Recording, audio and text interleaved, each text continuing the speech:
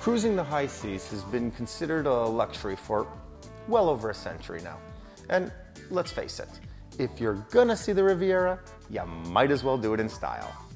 Where else can you see so many amazing and unique places while taking tours and getting even more history than you know what to do with?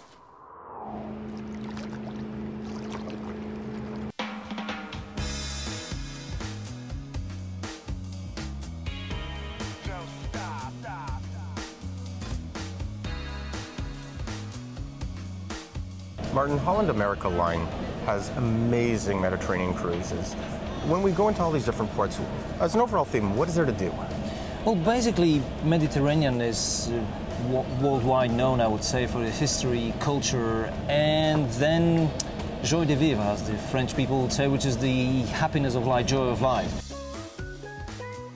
Tell me about Corsica.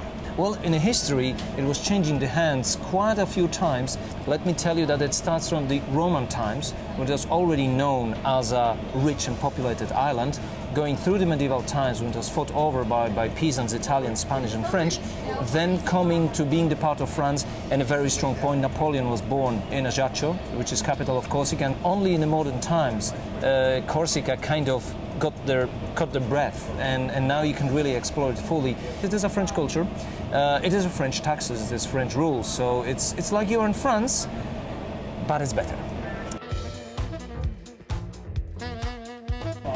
Monaco, really fascinating place. One of the smallest countries in the world, the lavish lifestyle, the money. Tell me about Monaco. Well, Monaco has this air. You can really, when you see Marina, the yachts in there, I mean, each of them has a space for a helicopter. Now, when it comes to a destination as a cruise ship, Monaco is a fantastic gateway to the Côte d'Azur, which is the Golden Coast or French Riviera. It's just a very convenient place to go. And then again, who does not want to walk on the streets where the Princess Grace walks? That's all right there. Livorno itself is a major commercial port, so it has some history, but the major fact is Florence and Pisa, and this is the gateway to Tuscany. Tuscany, extremely famous for its food, its wine, its castles. The best place to go will be like little villas out there in the countryside, because as much as there's many castles, they specialize in this classical Tuscany villas. When you go there, you'll have this dinner, you'll have this wine, you'll have the perfect mixture. There is something for everybody there. Tunisia, really unique place. Not what you would typically expect from a part of Africa. I always like to put Tunisian perspective when it comes to traveling North Africa, because North Africa will have a couple of countries normal being visited, and Tunisia is, I would call it, most tourist friendly. I would say it's a very good balance for somebody who wants to be introduced into the North African Muslim countries, and then if you like it, you can go for more real things. If you want just to stay with the luxury part, it's all there as well. When you see a lot of the islands, they are small, they are limited in space to construct.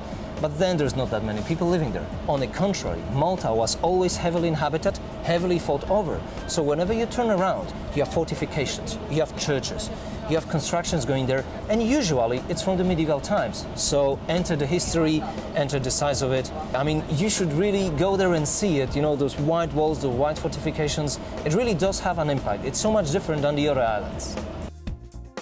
I'm passionate about pizza in Naples. I mean, I love it, and whenever I go to pizza, my agent waits with the pizza for me and everything. The fertility of the land, because Vesuvius is a volcano. Whenever you spit the volcanic ash, it's a fertile soil. Then you start with the Romans, who appreciate the wine, and bingo, you have the place with the gorgeous food, best wine, a lot of sun. Nobody really wants to work there. Do you blame them? Rome is the capital of the modern world as we know it.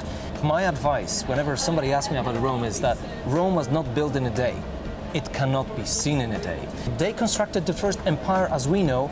The law that we are using, it's deriving from the Codex Romano, from the Roman law. The Latin is practically in every language, so we have so much to look for to Rome and the Roman Empire. So that's why Rome is so important. You can only imagine how great it was in the old times, when that was truly the biggest city in the world. That was like the only one city in the world at the time. Martin, you are an insane fountain of knowledge in the Mediterranean. Thank you so much for your time. Pleasure. As I stand here and reflect on my experience in the Riviera, The sound of the waves lapping at the boats in the harbor, the seagulls flying overhead. I am reminded at just how beautiful the Mediterranean really is. Since before recorded history, artists and dreamers have been drawn here for its natural beauty and bounty, and I can see why.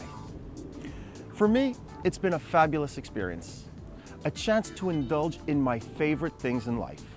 Great food, interesting people, fast cars, and of course, exotic locations. I'm Jody Ness.